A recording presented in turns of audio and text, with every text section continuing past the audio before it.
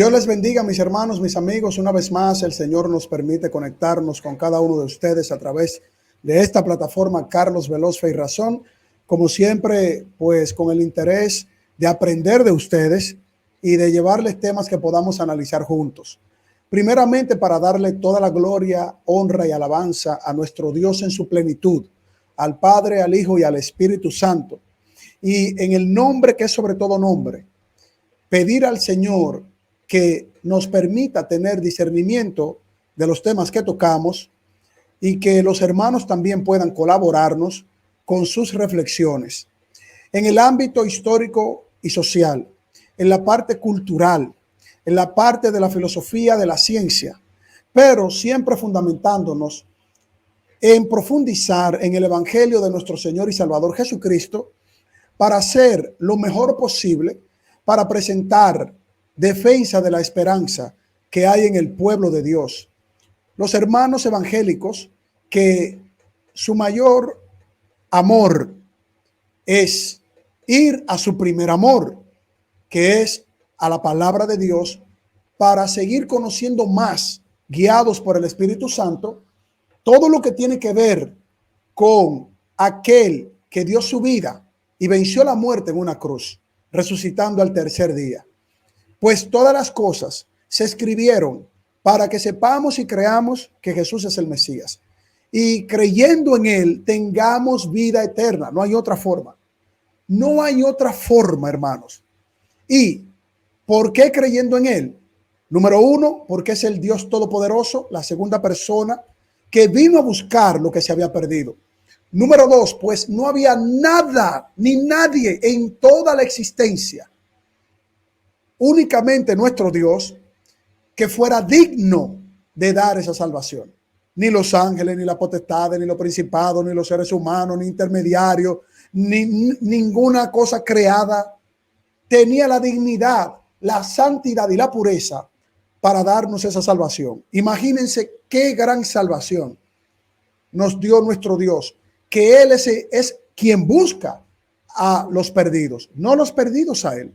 No hay forma. Es Dios quien nos busca y solamente así se realiza la salvación.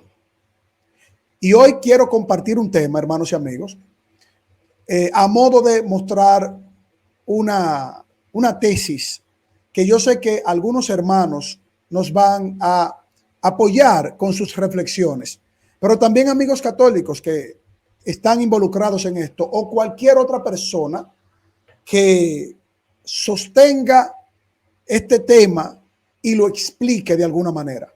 Hermanos y amigos, hoy vamos a tocar el tema titulado ¿Podía Jesús pecar, pero María no? Recuerden que hay una cosmovisión católica romana que viene de una conceptualización pagana que dice que María era sin mancha, inmaculada, sin pecado, nació sin el pecado original desde el vientre de su madre, por la procreación del óvulo y el esperma de sus padres, y que ella desde el vientre de su madre pecadora y de su padre pecador y sus abuelos pecadores y sus tatarabuelos pecadores hasta Adán y Eva, luego de la caída, pues todos ellos eran pecadores excepto ella, para recibir, y no había otra forma, al Todopoderoso que es sin mancha y sin pecado, el eterno santo, santo, santo por los siglos de los siglos. Y entonces viene la gran pregunta: cuando el Señor Jesucristo estuvo entre nosotros, ¿Él podía pecar sobre la base de las tentaciones que recibió en el desierto en los 40 días que estuvo? Pero María, que vivió inmaculada, María no recibió tentaciones, no pecó, no hizo absolutamente nada que uno pudiera señalar o algún padre apostólico señalar a través de la historia de que esto era algún punto de falla en ella. Hermanos y amigos, si usted está llegando en estos momentos, comparte el video, suscríbase al canal, apóyenos con su like, que es lo más importante para llegar a más personas, y cuando se suscriba por primera vez, obviamente, dele también a la campanita de notificaciones. Le damos la bienvenida a todos los nuevos hermanos y amigos que se están suscribiendo al canal, y a los que ya están suscritos, pues compartan el video en sus grupos de Twitter, de Facebook, de Instagram, de Telegram, de WhatsApp, donde usted considere, y les agradecemos como siempre su apoyo. Ustedes son pieza importante. Sus comentarios son los más importantes, pues nos ayudan a aprender y a evaluar pues cada tema que desarrollamos. Hermanos y amigos, Jesús podía pecar y María no. Y miren por qué tocamos este tema.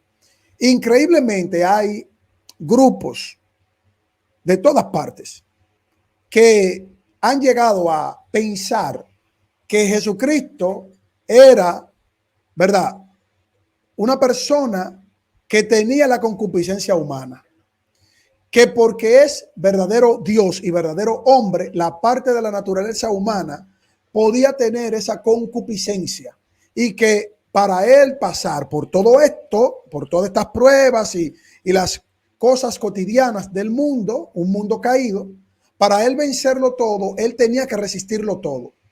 Y se apegan a algunos textos bíblicos que dicen, y lo voy a parafrasear, si hay algún hermano que puede colocar el texto bíblico, se los vamos a agradecer, de que él fue semejante en todo a sus hermanos. Padeció siendo semejante a nosotros en todo. Y obviamente el Señor Jesucristo en la naturaleza humana fue semejante a nosotros en todo, pero la Biblia también dice, excepto en el pecado. No tenía mancha de pecado, no tenía una arruguita mínima. Era la pureza plena, absoluta, eterna entre nosotros. El santo que vino a morir por los injustos. El santo, santo, santo, nuestro Señor y Salvador. Pero increíblemente hay personas que piensan esto. Entonces, en todas partes se cuecen habas, como dice un dicho. Y por lo tanto tenemos que aclarar esto presentando información. Y espero que esto sea de edificación para los hermanos y también para los que tengan algún tipo de pensamiento similar.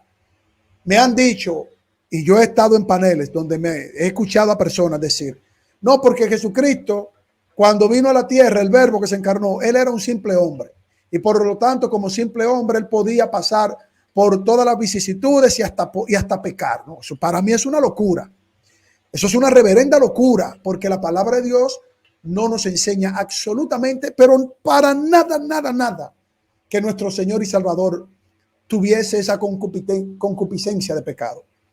Obviamente, él iba a recibir tentación, pero Dios no puede ser tentado. ¿En qué sentido? En que Dios no puede caer en tentación, porque es el Todopoderoso y su ontología santa, pura,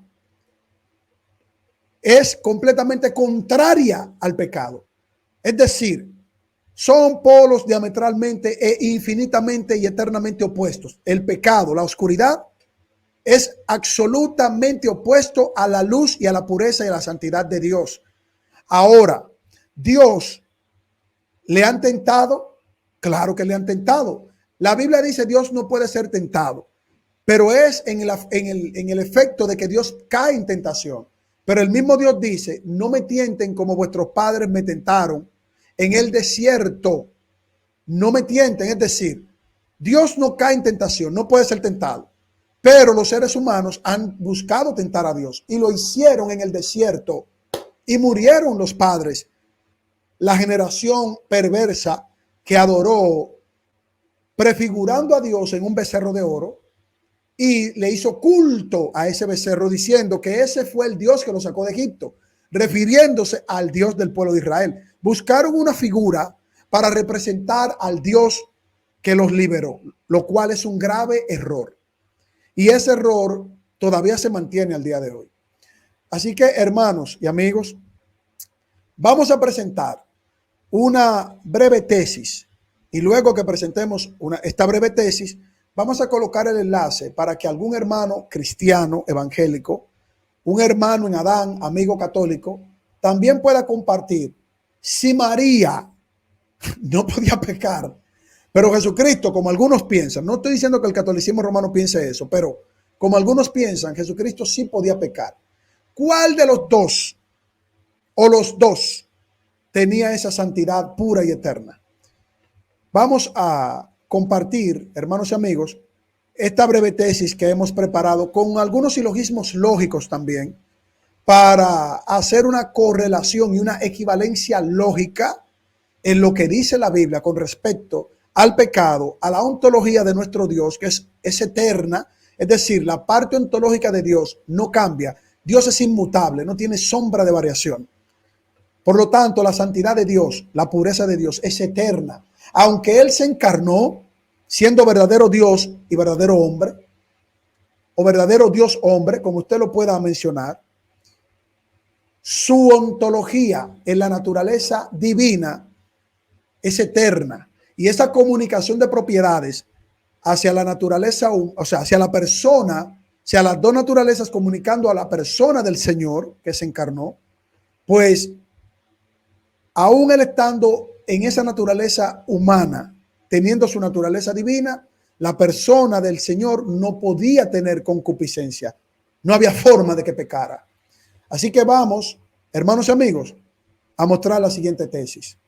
Aunque la figura de María es venerada, escuchen esto, y respetada en la tradición cristiana y aún mucho más de la parte del catolicismo romano, pues la tienen en un pedestal que la Biblia no presenta, aunque es una mujer que en su momento y se mantendrá así, así como los hijos de Dios también, bienaventurada, bendecida por Dios, fue obviamente también salvada por nuestro Señor Jesucristo, purificada en el momento en que fue cubierta por el Espíritu Santo para la encarnación de nuestro Señor, aunque la tengan en un alto sitial. La Biblia presenta a Jesús como el único ser humano sin pecado. Esto implica que, como todos los demás, María también era una pecadora que necesitaba la gracia de Dios.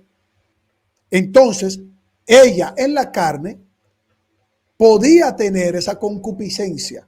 Ahora, hay puntos en la palabra de Dios que muestran alguna falta mínima, aunque sea, de nuestra hermana María, la que llevó a nuestro Señor en su vientre, como creemos los cristianos evangélicos, obviamente respetando la cosmovisión del catolicismo romano y cualquier otra. Entonces vamos a seguir diciendo en esta tesis lo siguiente. Jesús, por otro lado, es el único sin pecado original, siendo el único calificado para ser el Salvador. Señores, miren, si María no tenía el pecado original, era pura, sin mancha, era una corderita sin mancha y sin pecado, ¿para qué vino Cristo entonces? Pues Dios lo que dice en el Antiguo Testamento es que sin derramamiento de sangre no hay remisión de pecados. Y esa sangre tenía que ser pura, sin mancha, casta, con la santidad absoluta, eterna, semejante a la de nuestro Dios. Porque ni los ángeles fueron dignos para venir a la tierra a dar su vida. Es decir, hacer algún tipo de prefiguración o manifestarse para ir a la cruz del Calvario. Ni los ángeles del cielo, ni siquiera los que no perdieron su dignidad. Los ángeles que están delante del trono del Señor no tenían esa capacidad, o sea, no había nadie digno en toda la creación. Pero si María era pura, sin mancha y santa, pues ella muy bien podía haber muerto, como muchas mujeres en el Antiguo Testamento fueron perseguidas, que sirvieron a Dios y aún así eran, o sea, tenían el pecado, necesitaban a nuestro Señor y Salvador.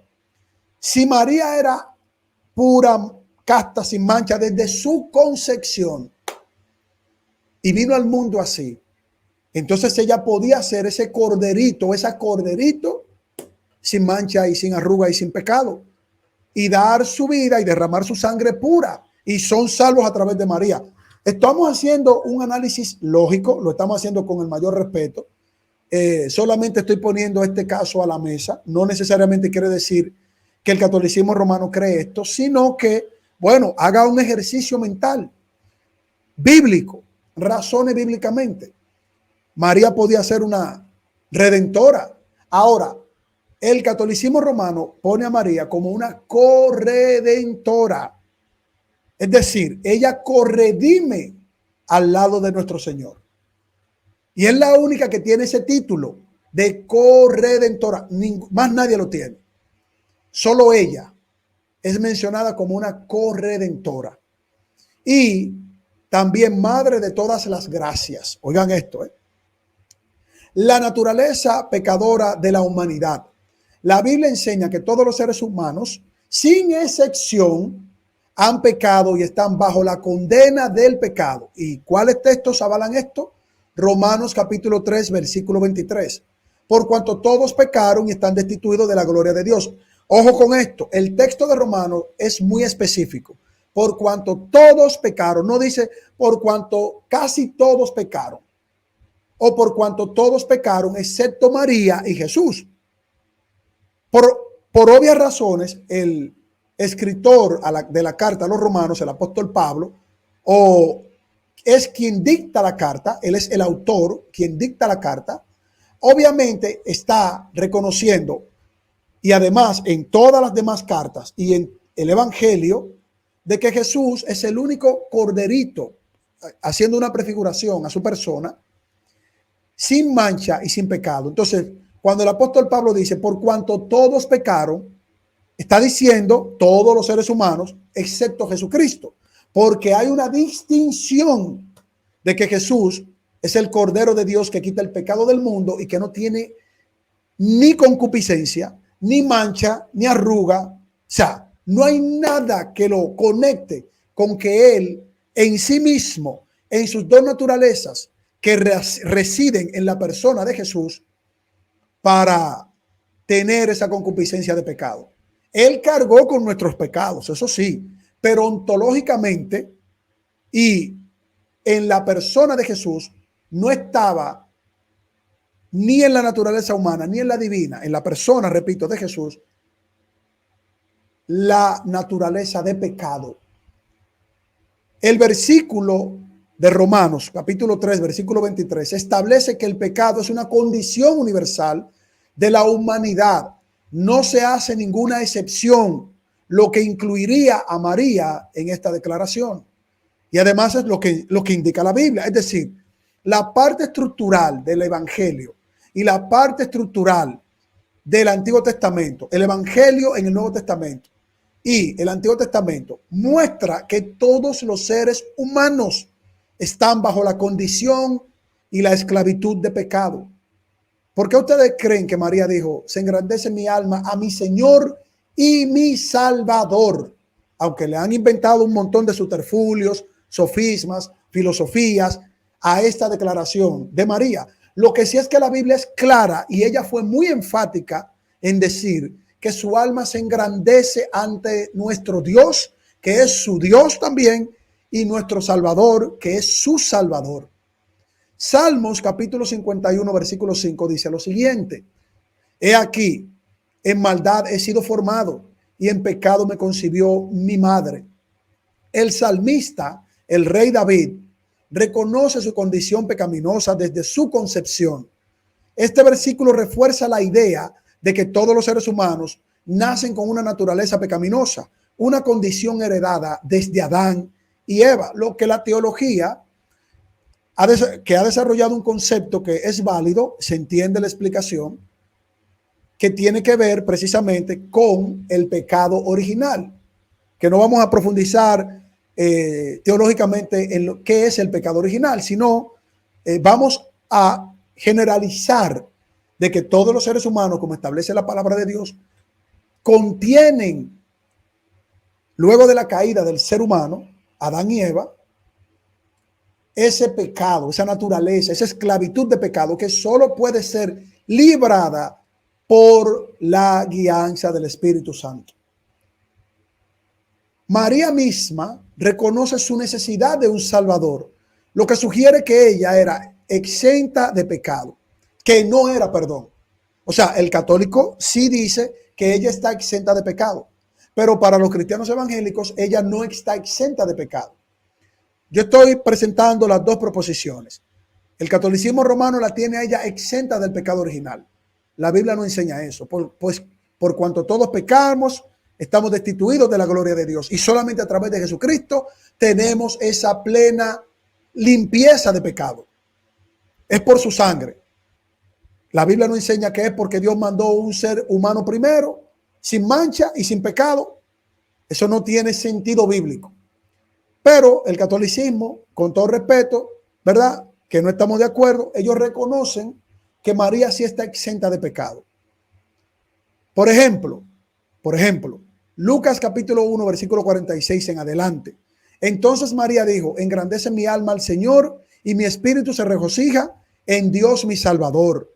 Si María fuera sin pecado, no tendría necesidad de un Salvador. Ahora, hay algunas personas que han inventado, no, que es que ella necesitaba un Salvador, pero él es para que ella estuviera protegida en el vientre de su madre y la están salvando del pecado. No, es que eso no es lo que significa salvar.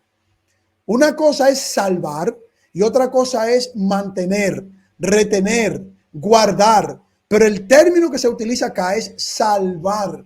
María dice que ella necesitaba un Salvador. Ella hubiera dicho: no, pero es que yo sé por una revelación que yo soy inmaculada, no tengo pecado, yo nunca he cometido pecado. Yo no necesito ser salvada. Yo necesito traer al Salvador. No me va a salvar a mí.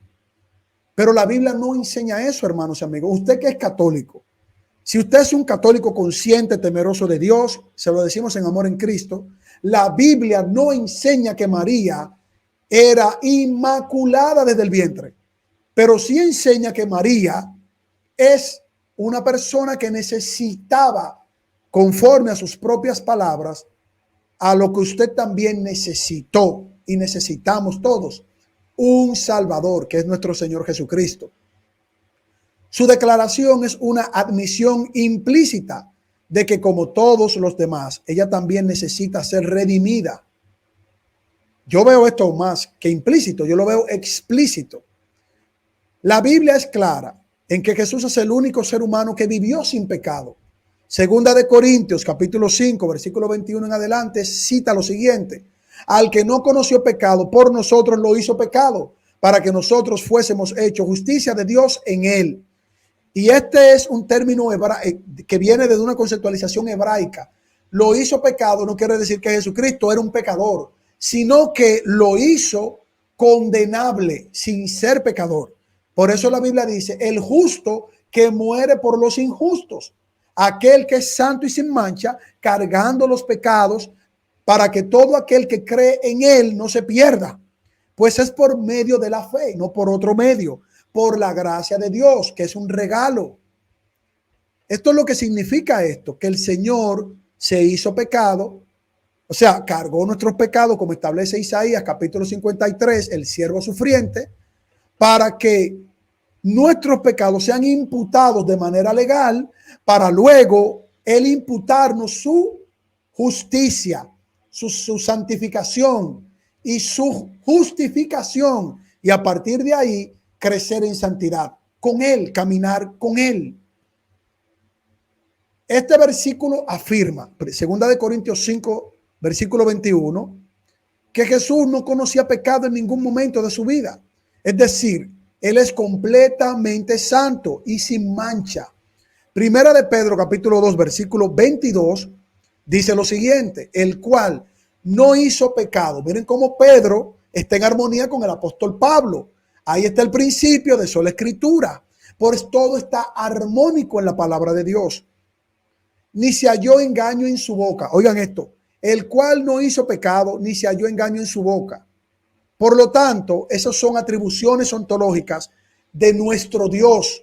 Dios no es mentiroso, ni se arrepiente de las cosas que él ha determinado hacer y que vienen de su santidad.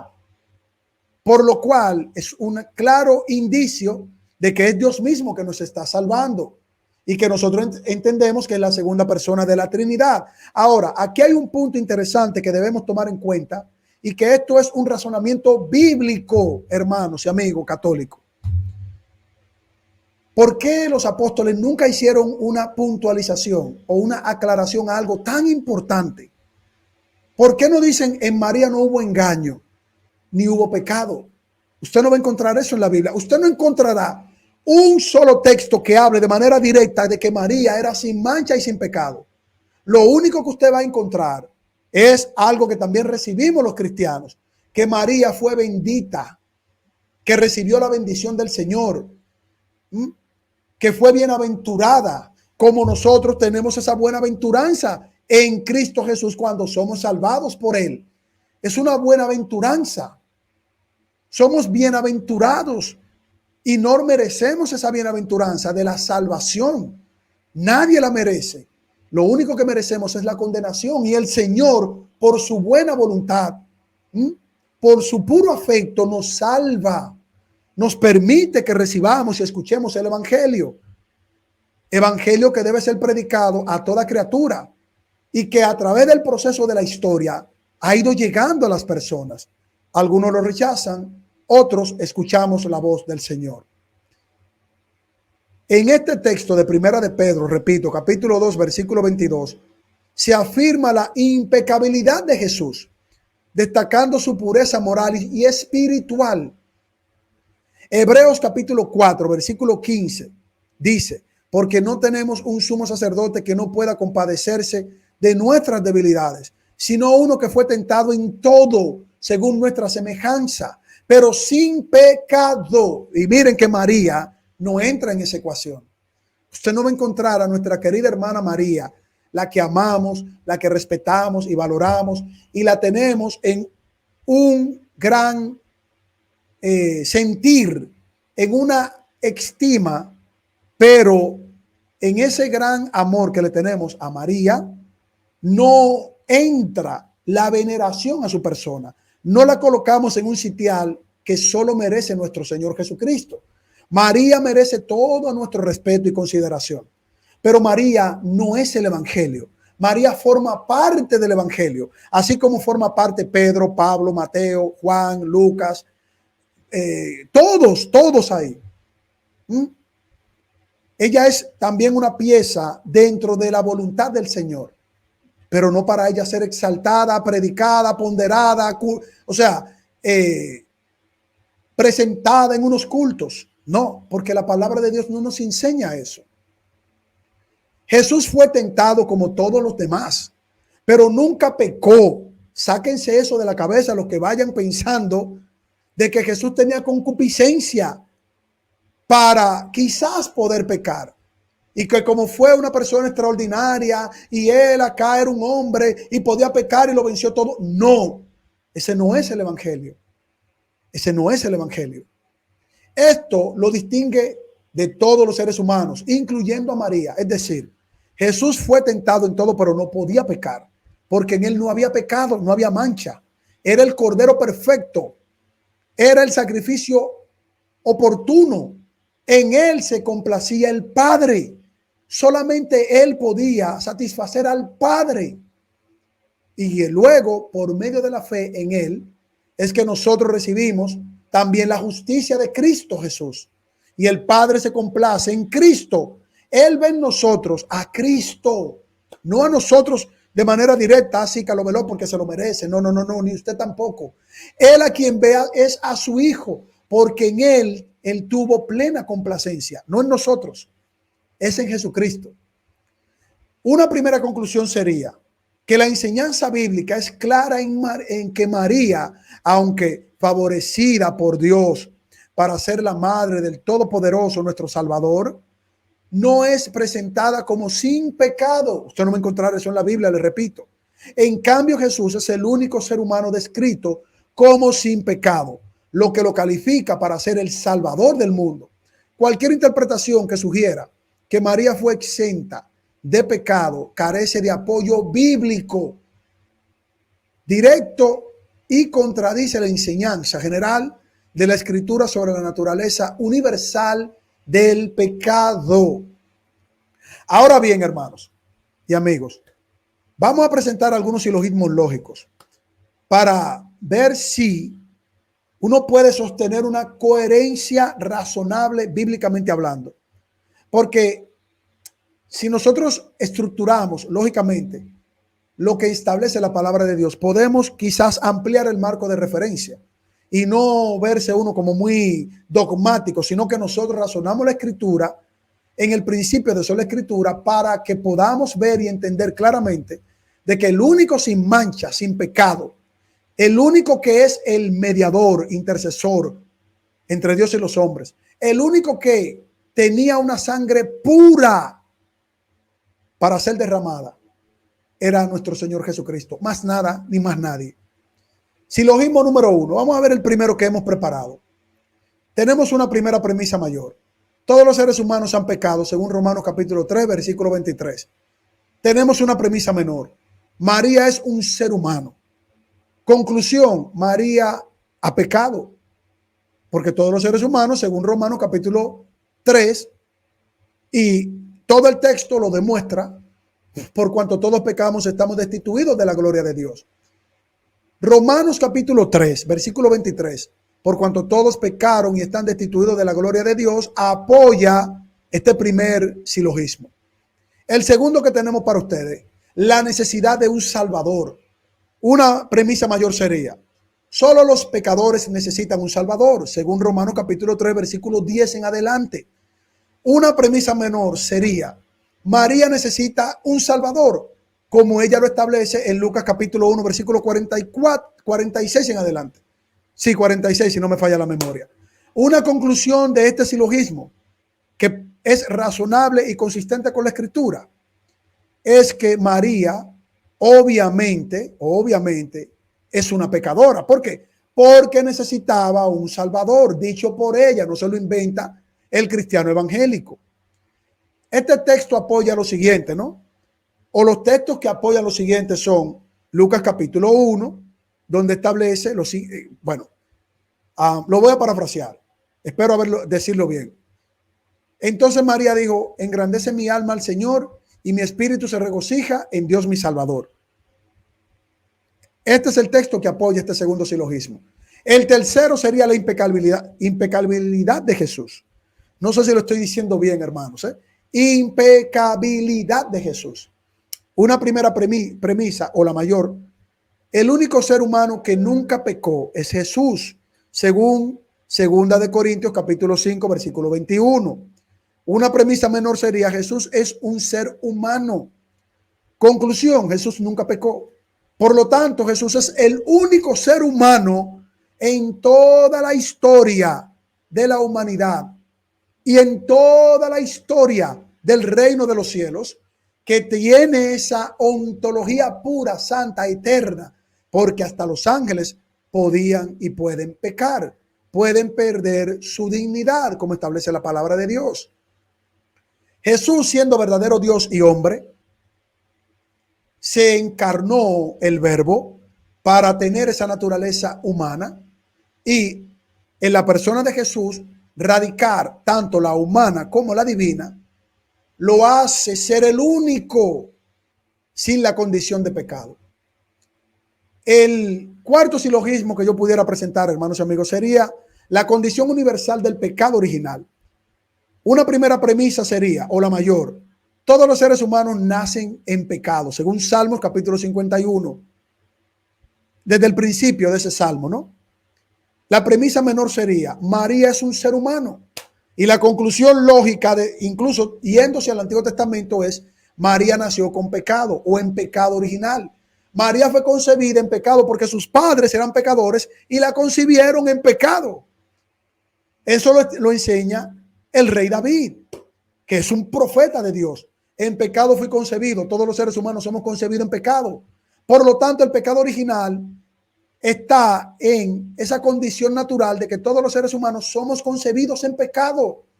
La Biblia no puede ser tergiversada en ese tema.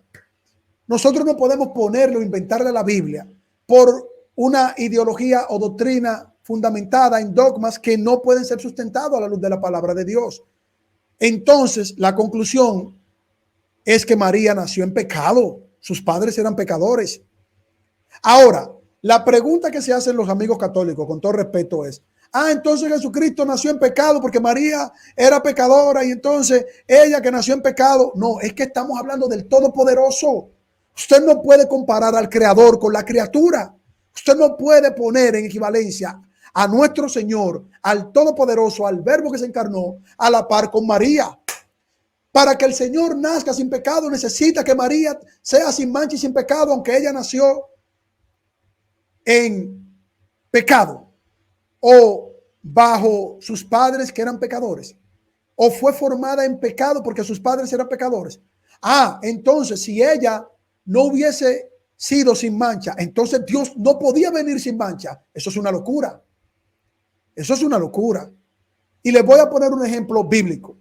En el templo de Jerusalén se cometieron actos de pecado. Dios descendía al templo de Jerusalén. El templo estaba contaminado de pecado, pero Dios corregía y se presentaba a los profetas para dar un mensaje de corrección. Lo mismo pasó en el tabernáculo de reunión. El pueblo de Israel pecaba. Sacerdotes llegaron a pecar e incluso perdieron la vida. Y la gloria de Dios se manifestaba en el tabernáculo de reunión.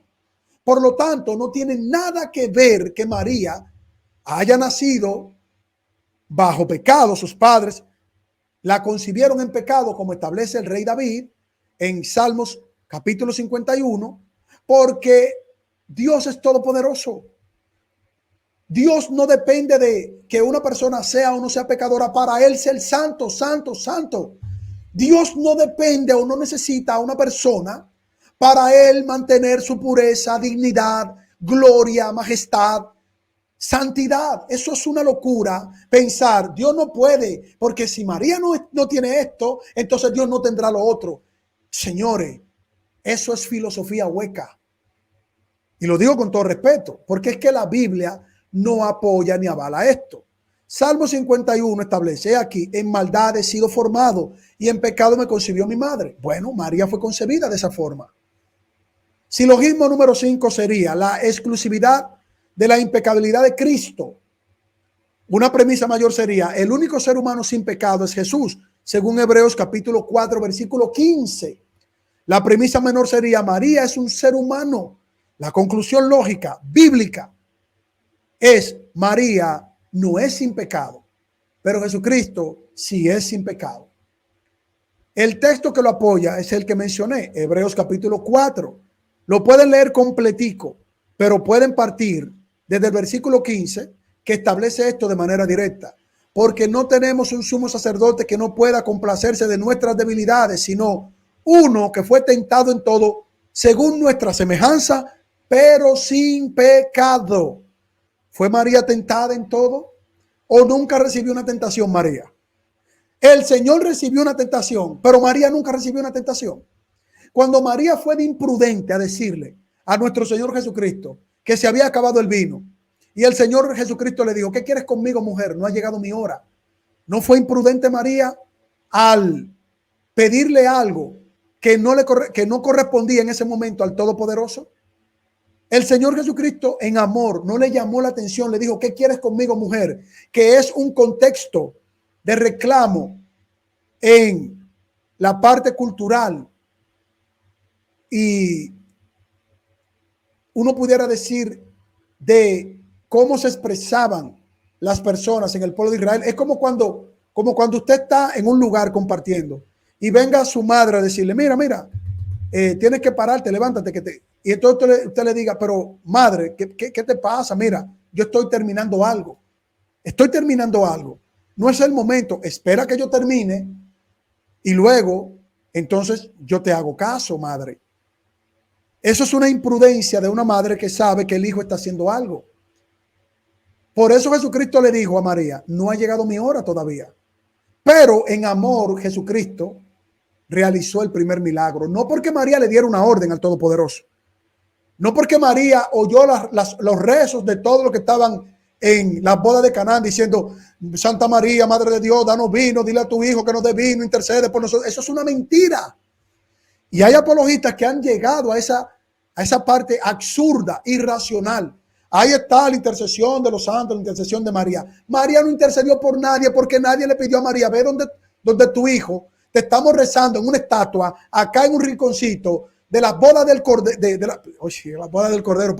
de las bodas de Canaán. Estamos rezándole, María, te hicimos una estatua y te estamos rezando. Tú escuchaste nuestros rezos, porque tú eres sin mancha y sin pecado. Ve, dile a tu hijo que tú vas a interceder por nuestros rezos, porque queremos más vino. Hay apologistas que han llegado a ese argumento absurdo y ridículo. ¿Ustedes están entendiendo? La palabra de Dios no enseña eso. Por lo tanto, María no es sin mancha, no es sin pecado.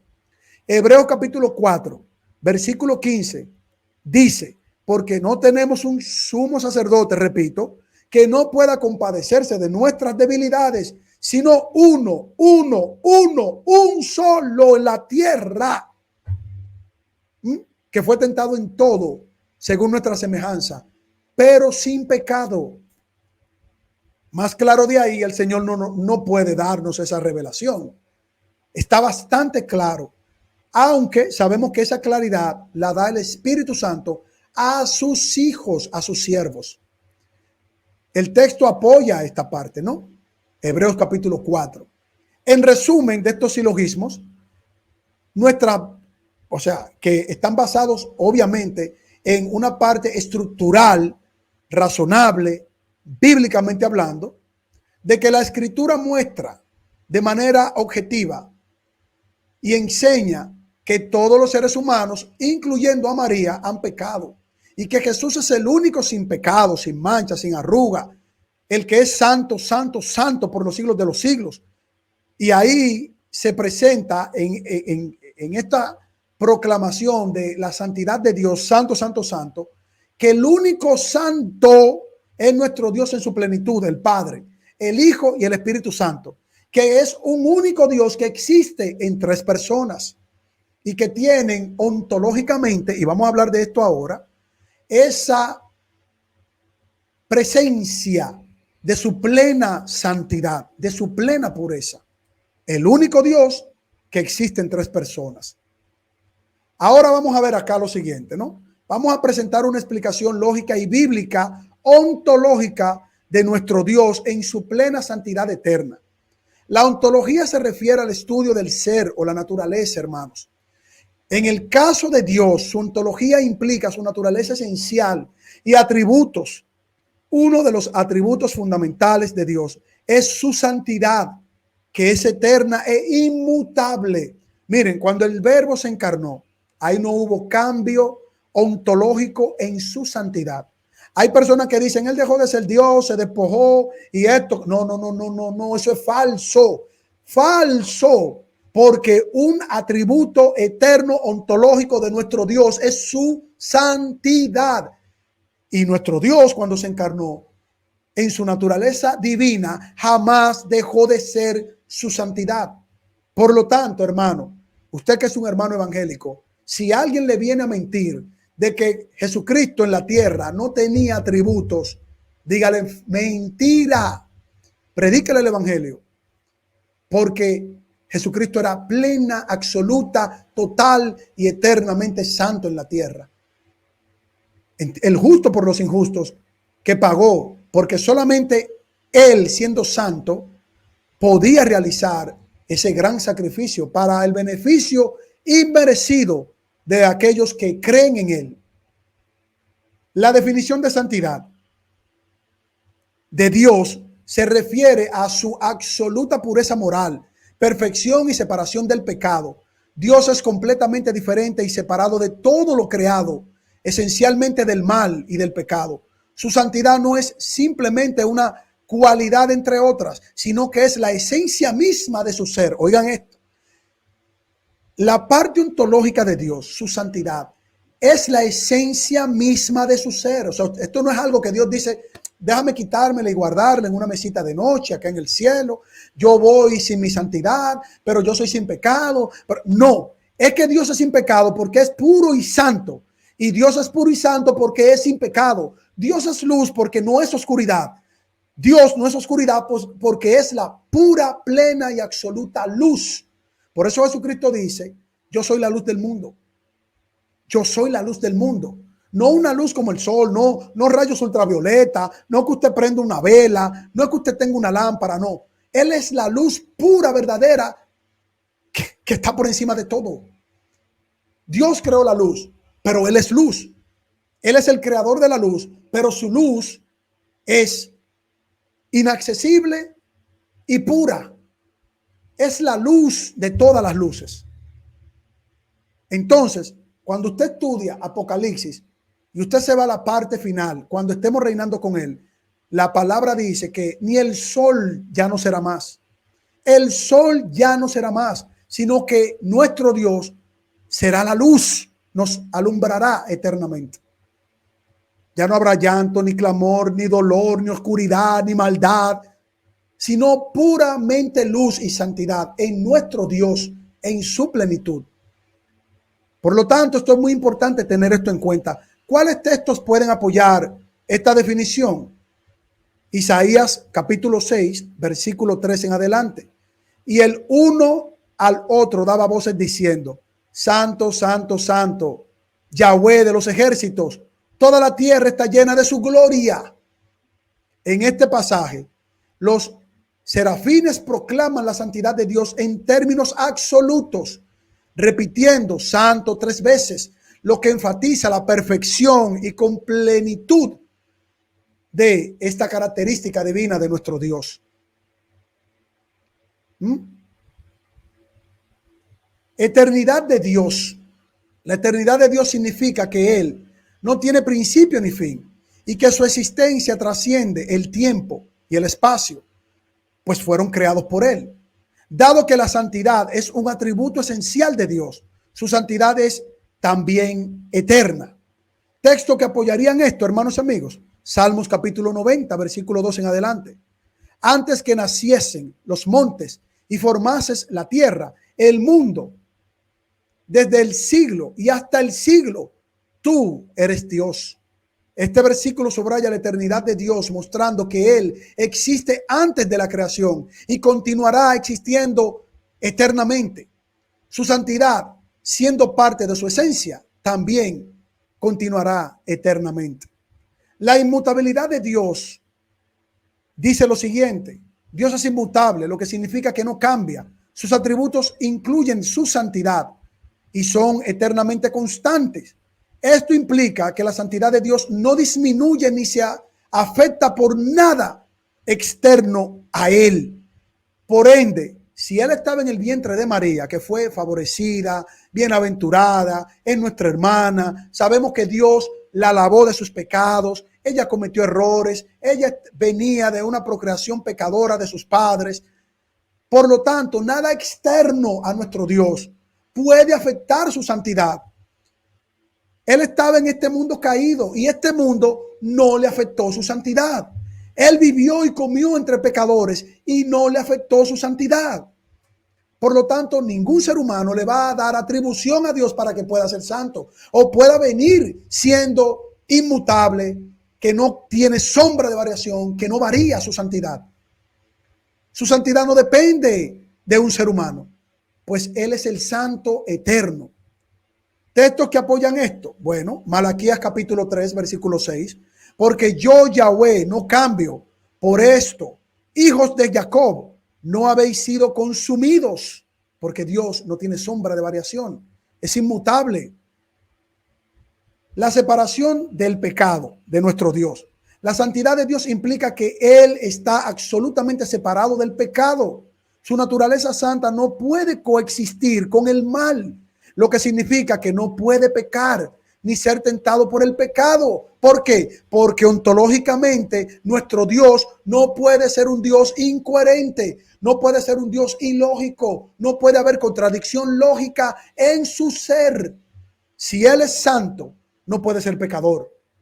Si Él es perfecto, no puede tener imperfección. Si Él es puro, no puede haber impureza en Él.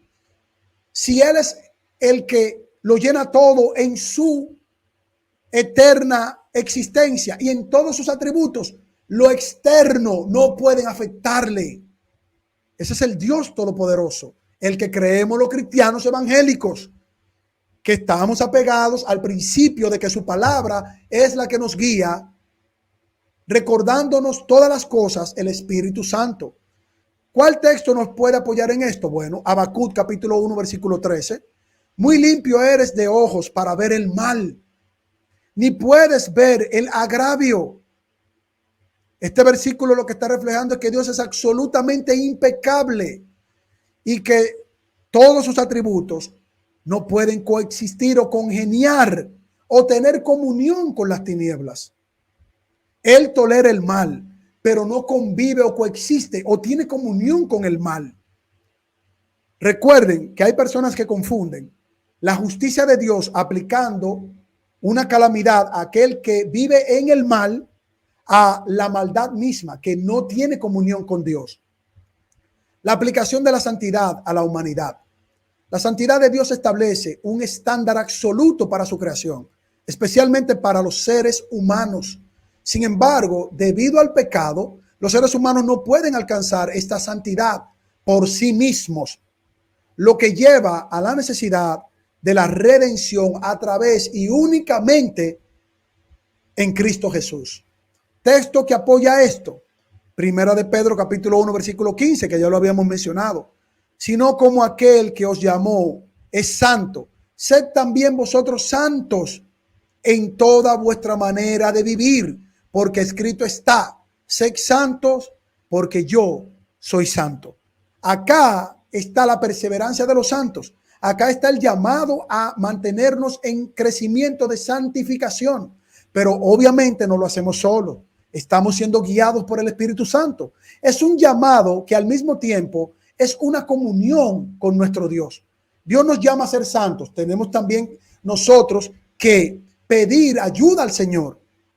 Nosotros tenemos que en oración pedir fortaleza, pues Dios se fortalece en nuestras debilidades, pero nunca nos abandona, nunca nos deja solos.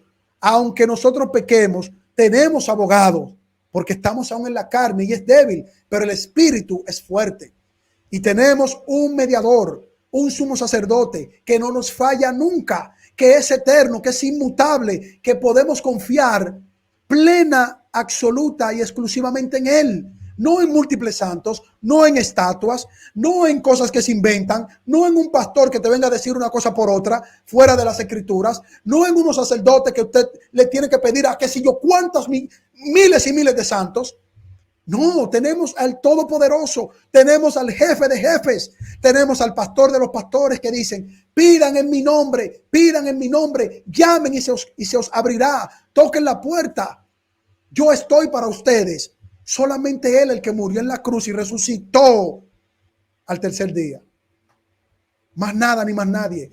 Esa es la fe, hermanos y amigos, que tenemos los cristianos evangélicos.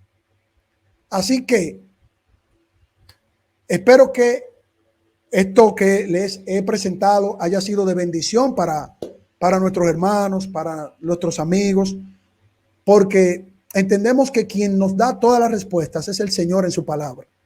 Yo voy a colocar el enlace un momentico acá en la caja de comentarios para ver si hay algún hermano o amigo que quiera comentar, ya sea un amigo católico, puede también venir y comentar lo que considere, ¿no? Y puede darnos sus argumentos, lo vamos a respetar y lo vamos a escuchar para dar apertura, ¿no? A que otras personas también puedan darnos sus reflexiones, mis hermanos. Les agradecemos a los que se han conectado en estos momentos, no somos muchos, pero lo hacemos todo para la gloria de Dios. Vamos a ver por acá los que puedan subir y compartir un momentico. Me hace una señita, por favor, antes de subir. Ah, sí, acá está nuestro querido hermano Sergio, el terror de los herejes. Sergio, Dios te bendiga. ¿Cómo estás? Carlos, Dios te bendiga. Un abrazo. Bendiciones, mi hermano. Gracias, gracias. ¿Qué te parece esto? El único santo, puro, sin mancha es nuestro Señor Jesucristo, como creemos los cristianos evangélicos. Y tenemos mucha fuente bíblica clara para sustentar esto, ¿cierto, Sergio? Amén. Yo a eso digo amén. Porque hay un solo Dios y un solo mediador entre Dios y los hombres, Jesucristo. Y no hay otro nombre dado a los hombres en el cual puedan ser salvos, dijo el apóstol Pedro, Jesucristo. Y esta es la piedra angular, dijo Pedro. Jesucristo es la piedra angular. Y en ningún otro hay salvación, Carlos, que eso nos quede claro. En ningún otro. Claro. El sacrificio de Cristo es suficiente para todo aquel que cree. Yo te comento a manera anécdota. Una vez entré a un en vivo de Lisboa porque él puso el StreamYard y comenzamos a conversar acerca de la perpetua virginidad de María. Yo le dije, Luis, pero es que hay textos bíblicos que muestran que María tuvo más hijos después de haber tenido al Señor. Entonces él se me metió que no, que es que en el término hebreo que hay unas palabras que posiblemente eran primos y esto y lo otro, tratando de enredarme. Entonces yo le dije, Luis, tú por contexto hebreo sabes que entender que para una mujer hebrea ser estéril o tener poquitos hijos es considerado una afrenta. Es considerado casi que esa mujer está bajo maldición, porque en la cultura hebrea, entre más hijos tuviera la mujer, ellos lo entendían como que era un indicio de que Dios estaba bendiciendo a esa mujer o estaba bendiciendo a esa familia. Bueno, y el hombre ahí tan esto y lo otro, y me hizo una pregunta crucial, me dijo, ¿tú me consideras hermano a mí? Yo le dije, Luis, yo no te puedo considerar mi hermano, yo no te odio, yo no te odio, yo no tengo animadversación para con los católicos, pero los católicos no son mis hermanos porque nos separan verdades fundamentales, Luis, verdades muy fundamentales. Ustedes casi que han asumido como algo vinculante los dogmas marianos, la infalibilidad papal, la infalibilidad del magisterio, muchas cosas que nosotros no las vemos por la palabra de Dios. Entonces, claro, el apóstol Pedro dijo, tenemos la palabra profética más segura, la palabra de Dios, claro, no los dogmas de hombres ni nada de esas cosas. Entonces yo te felicito, Carlos, voy a cerrar mi participación, ya te di mi punto de vista, Cristo es suficiente, Dios el Padre no necesita más que solamente su Hijo Jesucristo para salvar un pecador y amén, llevarlo al cielo. Y te felicito porque la verdad, como te lo digo, la verdad estuvo de tu lado ayer en ese conversatorio con este filósofo ecuménico calvinista llamado Jonathan Ramos. Dios te bendiga. Sí, pero gracias. Bueno, sí, bueno, aunque tú lo mencionas, nosotros consideramos a Jonathan una persona que es un siervo de Dios, ¿no? Y que sigue todavía, pues, tratando de armonizar ciertas cosas. Pero Jonathan es un hermano, o sea, no hay ningún problema. Él se molesta quizás por la forma en como nosotros decimos las cosas tan claras. Pero bueno, es Dios quien nos va a hacer esa evaluación. Lo que yo estoy seguro es que la iglesia cristiana evangélica, espiritualmente hablando, es la que tiene la preponderancia bíblica, porque es que nosotros nos apegamos a la escritura y defenderemos esos principios hasta el fin. Que amamos al católico, lo amamos, no sé de qué manera decirlo, pero al amarlo tenemos que decirle la verdad. Y no solo al católico, también a nuestros propios hermanos. O sea que yo te agradezco, Sergio, por la valoración y qué bueno, ¿verdad? Que tú vienes a compartir con los hermanos y sabemos que, bueno, lo que queremos es profundizar y seguir aprendiendo uno del otro. O sea, todos los hermanos, unos de los demás también, porque no lo sabemos todo. Sí, amén. Para cerrar, pero el celo de la palabra siempre a vos y a mí nos va a guiar realmente a lo que dice el texto, no a lo que realmente amén. El filosófico nos quiera dar a entender. Dios te bendiga. Amén. Dios te bendiga, Sergio. Muchas gracias por haber venido a compartir un momentico con nosotros. Bueno, mis hermanos, si no yo puse el enlace acá, si no sube a un católico, me hubiera gustado escuchar a un católico dar alguna reflexión o si puede quizás refutar de buena manera, lo escuchamos, de lo que nosotros presentamos acá, ¿verdad? Con todo respeto, pero definitivamente el único sin mancha y sin pecado que anduvo en la tierra es nuestro Señor Jesucristo. No hay más nada, no hay más nadie. Y por eso fue el sacrificio propicio delante del Padre, para satisfacer al Padre y darnos algo que nosotros no merecemos. Así que mis hermanos, mis amigos, muchas gracias por haber venido a compartir un momentico con nosotros. Comparta, suscríbase, apóyenos con su like y comente. Nos veremos en una próxima entrega y les deseamos, como siempre, que nuestro Señor y Salvador Jesucristo, el único sin mancha y sin pecado, les bendiga.